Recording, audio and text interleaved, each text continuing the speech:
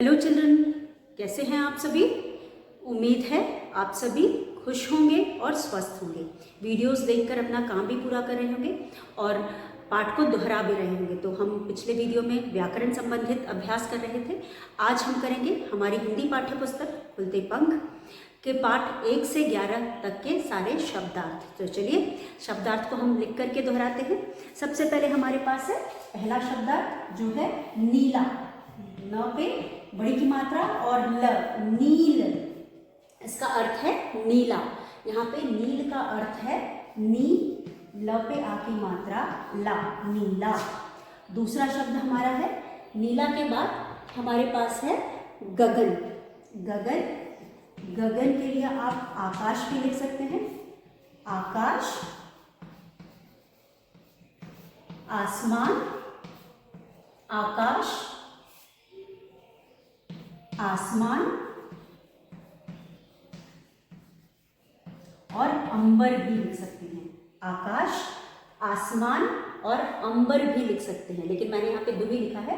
गगन का आकाश, आसमान या फिर आप अंबर भी लिख सकते हैं। तीसरा है, तीसरे में हमारे पास है कोमल। कोमल, कोमल का अर्थ है मुलायम। कोमल, कोमल का अर्थ है मुलायम। म पे छोटे की मात्रा ला, य, म, मुलायम। कोमल का अर्थ है मुलायम। जो चिड़िया है उसके पंख कैसे होते हैं? कोमल होते हैं, यानी कि मुलायम होते हैं। चौथा, चार में हमारे पास है मुलायम के बाद है डुलाती। डू, ड पे छोटे की मात्रा ला, त पे बड़ी की मात्रा ती, डुलाती यानी कि हिलाती। ही, ला, त पे बड़ी की मात्रा ती, डुलाती यानी कि हिलाती। जो चिड़िया होती है वो अपने पंख को हिलाती है यानी कि डुलाती है और उसी वजह से वो उड़ पाती है। तो यहाँ पे हिलाती या डुलाती। उसके बाद है 5 में है जल। जल, जल, जल, जल यानी पा, न पे बड़ी की मात्रा नी, पानी। जल का मतलब पानी। उसके बाद है न पे बड़ी की मात्रा 6 में हमारे पास है न पे बड़ी की मात्रा नी और ड़। नीड़ का मतलब होता है घोंसला। घ पे ओ की मात्रा बिंदी, स ल पे आ की मात्रा ला, घोंसला। घोंसला, घोंसला। उसके बाद हमारे पास है आनंद। अ पे आ की मात्रा, न पे बिंदी और द, आनंद। साथ में हमारे पास है आनंद। आनंद यानी हर्ष। पहले तो खुशी हम लिखेंगे। आनंद यानी खुशी हम लिखेंगे। ख पे छोटे की मात्रा, श पे बड़ी की मात्रा, खुशी और हर्ष। खुशी, हर्ष। आनंद, खुशी, हर्ष। तो सबसे पहले हम ख पे छोटे की मात्रा, श पे बड़ी की मात्रा, खुशी, हर्ष लिखेंगे। यहाँ पे बच्चों ये हमारे पाठ 11 के शब्दार्थ और शब्दार्थ हैं, मुहावरे नहीं है इस पाठ में कोई भी। इनको हमने कविता में शब्दों को पढ़ा था और जाना भी था। एक बार फिर हम इसे दोहराते हैं। नील यानी नीला। यहाँ पे नील गगन को बोला गया है, आसमान को बोला गया है, आकाश को बोला गया है। तो आकाश कैसा होता है? नीले रंग का होता है, इसलिए यहाँ पे नील बोला है। नीला आसमान या नील गगन। गगन का मतलब, नील का मतलब नीला और गगन का मतलब आकाश या आसमान। कोमल, कोमल का मतलब मुलायम। कोमल का मतलब मुलायम। डुलाती, डुलाती का मतलब हिलाती। डुलाती का मतलब हिलाती। जल, जल का मतलब पानी। जल, पानी। नीड़, घोंसला। नीड़ का मतलब घोंसला। और आनंद, हर्ष या खुशी। तो यहाँ पे ये शब्द है, ये पाठ 11 के शब्द हैं जिनको आपको लिख करके और बोल करके याद करना है। चलिए हम अगले पाठ का करते हैं। अगले शब्द हमारे हैं जो कि हमारे पाठ 12 से हैं। पाठ 12 में हमारे पास सबसे पहला जो शब्द है वो है सभा। सभा, सभा। पहला शब्द है सभा। स भ पर आ की मात्रा भा, सभा। सभा का मतलब यहाँ पे बच्चों सभा का मतलब होता है दरबार, जहाँ पे राजा और मंत्री मिलकर विचार विमर्श करते हैं। सभा यानी कि दरबार, ब पे आ की मात्रा, दरबार, दरबार।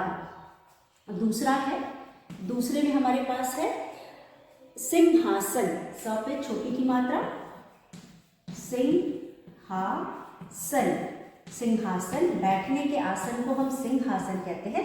लेकिन ये जो बैठने का आसन है, ये राजाओं के बैठने का आसन है, इसलिए हम इसको सिंहासन कहते हैं। तो हम, ये कोई मामूली बैठने का आसन नहीं है, ये राजाओं के बैठने का आसन है, इसलिए हम राजाओं, राजाओं के, क पर ए की मात्रा के, बैठने, ब पर ए की मात्रा, बैठ, न पर ए की मात्रा, ने, राजाओं के बैठने का, क पे आ की मात्रा, का, आसन, आ, स और न, राजाओं के बैठने का आसन।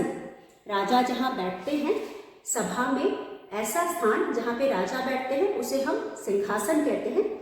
तो यहाँ पे राजाओं के बैठने का आसन। दूसरा शब्द था ये। तीसरा है मंत्री, मंत्री, मंत्री, मंत्री का अर्थ है राजा को सलाह देने वाला, राजा, राजा, राजा, राजा को, क पे ओ की मात्रा, को, सलाह, सलाह देने, द पर ए की मात्रा, दे, ने वाला, ब पर आ की मात्रा, ल पर आ की मात्रा, ला, राजा को सलाह देने वाला, इसलिए मंत्री को हम सलाहकार भी कहते हैं।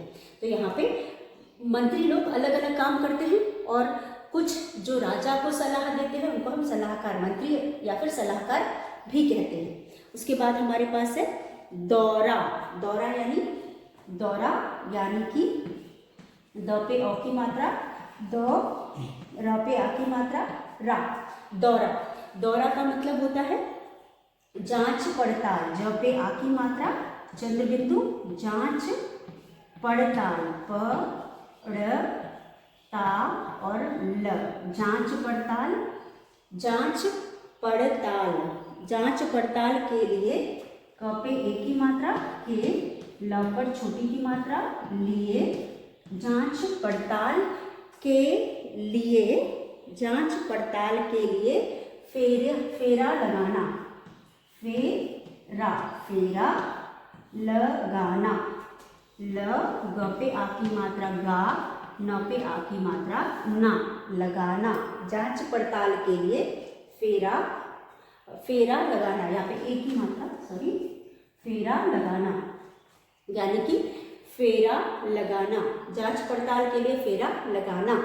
उसके बाद है पाँच, पाँच पे हमारे पास है, पांचवा शब्द है प्रबंध, प्रबंध, ब पे बिंदी और ध, प्रबंध। प्रबंध का मतलब, प्रबंध का मतलब होता है व्यवस्था करना या उपाय करना, व्यवस्था, व्यवस्था करना, न पे आ की मात्रा, ना, व्यवस्था करना, प्रबंध करना यानी कि व्यवस्था करना या व्यवस्था या फिर उपाय, कोमा उपाय, उपाय, उपाय, व्यवस्था या उपाय। उसके बाद हमारे पास है सिक्स, सिक्स में है व्यवस्था या उपाय। उसके बाद है चतुर, च, त पे छोटे की मात्रा और र, चतुर, चतुर का मतलब चालाक, च पे आ की मात्रा, चा, ला और क, चालाक, चतुर, चतुर, चालाक, चतुर का मतलब चालाक। उसके बाद है प्रवेश, प्र साथ में है, साथ में है, प्रवेश, प्रवेश, प्रवेश, प्रवेश का मतलब, प्रवेश का मतलब है भीतर आना, भ पे बड़ी की मात्रा, भीतर, भीतर आना, आ, न पे आ की मात्रा, ना, भीतर आना। प्रवेश का मतलब भीतर आना। अब उसके बाद हमारे पास 9वां है, 9 हम यहाँ लिखेंगे बुद्धिमान। 9वां है बुद्धिमान। ब पे छोटे की मात्रा, द आधा, ध पे छोटी की मात्रा, मान यानी समझदार। बुद्धिमान का मतलब होता है समझदार। तो हम यहाँ लिखेंगे स म झ समझदार, द पे आ की मात्रा और र समझदार। तो यहाँ पे बुद्धिमान के लिए हम समझदार लिख सकते हैं या फिर बहुत समझदार, बहुत समझदार। जो बहुत समझदार हो उसे हम बुद्धिमान कहते हैं। तो जो बहुत, ज पे ओ की मात्रा जो, बहुत, ब पे छोटे की मात्रा बहुत समझदार हो उसे हम बुद्धिमान कहते हैं। तो चलिए एक बार हम इन्हें देखते हैं। सबसे पहले हमारे पास है सभा, मैंने बताया दरबार, वह स्थान जहाँ पे राजा, मंत्री, दरबारी सब मिल करके राज्य के विषय में विचार विमर्श करते हैं। उसके बाद सिंहासन, सिंहासन वो स्थान है जहाँ राजा बैठता है, बैठने का आसन है और इस बैठने के आसन पे सिर्फ राजा बैठ सकता है, इसलिए इसको सिंहासन कहते हैं। तो वह बैठने का आसन जहाँ पे राजा बैठता है, इसलिए हम यहाँ पे लिख सकते हैं राजाओं के बैठने का आसन। मंत्री, राजा को सलाह देने वाला, राजा को सलाह देने वाला, वह इंसान जो राजा को सलाह देता है उसे हम मंत्री कहते हैं। दौरा, जांच पड़ताल के लिए फेरा लगाना, कहीं पे जाना और वहाँ की जानकारी हासिल करना जांच पड़ताल कहलाती है। और उस जांच पड़ताल के लिए जब हम उस जगह पे जाते हैं तो उसे हम उसे दौरा कहते हैं। प्रबंध यानी व्यवस्था या उपाय करना, प्रबंध, व्यवस्था या उपाय करना। चतुर, चालाक, चतुर का मतलब चालाक। प्रवेश, भीतर आना यानी अंदर आना, बाहर से अंदर आना, भीतर आना। उसके बाद 9 में है बुद्धिमान, बुद्धिमान जो बहुत समझदार हो, जो बहुत समझदार होता है, समझदारी वाले काम करता है, उसे हम समझदार कहते हैं। तो बच्चों ये था पाठ 12। अब हम करेंगे पाठ 13। तो हमारा अगला पाठ है पाठ 13 और आप इसे याद करेंगे, ठीक है। तो चलिए हम पाठ 13 भी कर लेते हैं। पाठ 13 में हमारे पास सबसे पहला जो शब्द है वो है बलवान। आज जितना हो जाएगा हम करेंगे और आगे जो बचेगा वो हम अगले वीडियो में करेंगे। तो अगला हमारा है बलवान। तो यहाँ पे हम बलवान का मतलब होता है ताकतवर। बलवान, पहला शब्द है ब ल वा न, बलवान यानी कि ताकत, तो पे आ की मात्रा ताकत, ताकतवर, ताकतवर। बलवान मतलब ताकतवर। अब दूसरा है वन, वन मतलब जंगल, वन, वन मतलब ज पे बिंदी, जंग, ग और ल, जंगल। वन का मतलब जंगल। उसके बाद है तीसरा प्रतिदिन, प्र त पे छोटी की मात्रा, द पे छोटी की मात्रा और न, प्रतिदिन। तो ये है प्रतिदिन के आगे हम लिखेंगे रोज, रोज, प्रतिदिन के आगे हम लिखेंगे रोज। चार में हम लिखेंगे, चौथा है प्रतिदिन, रोज। उसके बाद है कारण, क पे आ की मात्रा, कारण, कारण, कारण, कारण का मतलब वजह, वजह, वजह, कारण का मतलब वजह है। उसके बाद 5 पे हम लिखेंगे कारण, वजह, बेहाल, बेहाल यानी हालत खराब होना, बेहाल यानी हालत, हालत खराब होना, हालत खराब होना, बेहाल हालत खराब होना। उसके बाद हमारे पास है हालत खराब होना। उसके बाद है आश्चर्य का ठिकाना न रहना, आश्चर्य का ठिकाना न रहना, यह एक मुहावरा है। आश्चर्य, आश्चर्य का ठिकाना, ठिकाना ना, ठिकाना, न रहना, न रहना, आश्चर्य का ठिकाना न रहना। अब आश्चर्य का ठिकाना न रहना यानी कि बहुत आश्चर्य होना। बहुत, ब ह पे छोटे की मात्रा, हु त, बहुत आश्चर्य, आश्चर्य होना, बहुत आश्चर्य होना। आश्चर्य का ठिकाना न रहना, बहुत आश्चर्य होना। उसके बाद हमारे पास है गर्व। गर्व का मतलब अभिमान। गर्व का मतलब अभिमान, अभिमान,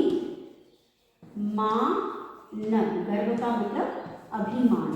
अब चलिए एक बार फिर हम इसे रिवाइज करते हैं। बलवान, ताकतवर, वन, जंगल, प्रतिदिन, रोज, कारण, वजह, बेहाल, हालत खराब होना, आश्चर्य का ठिकाना न रहना, बहुत आश्चर्य होना। गर्व यानी कि अभिमान है। तो बच्चों इन्हें आप पढ़ेंगे, याद करेंगे और लिख लिख करके याद करेंगे ताकि आपको शब्द भी लिखने आए और उसके बाद आप कभी भूले भी ना। तो बच्चों इसी के साथ आज का वीडियो यही समाप्त करते हैं। अगले वीडियो में एक बार फिर मिलेंगे। तब तक के लिए धन्यवाद। आप सभी का दिन मंगलमय हो।